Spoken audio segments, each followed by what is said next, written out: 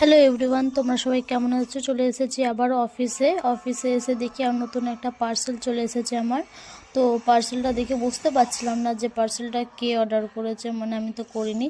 তো হাজব্যান্ডের ফোন আসলো, তো উনি বললেন কে পার্সেল অর্ডার করেছিলেন একটা।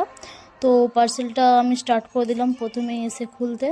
পার্সেলটা খুলছি, তারপর বুঝতেই পারছি না পার্সেলটা এমন কি আছে। তোমরা সবাই জানো যে কিছুদিন আগে আমার অ্যানিভার্সারি ছিল আমাদের, তো হতে পারে সেটার জন্য কোনো কিছু গিফট হতে পারে, কারণ হাজব্যান্ড বলেছিলেন যে তোমার জন্য একটা গিফট আছে, বাট জানতাম না। তো আমি পার্সেলটা খোলা স্টার্ট করে দিয়েছি, আর একটা চুলটাও খুলে রেখেছি। অনেকটা বিরক্ত লাগছে, বুঝতে পারছি না পার্সেলটা কি আছে। দেখে বোঝা যাচ্ছে এটা বড় কিছু আছে, কিন্তু কি জিনিসটা সেটা বোঝা যাচ্ছে না।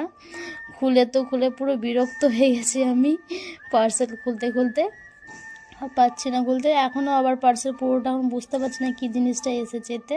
তোমার সাথে গেস করে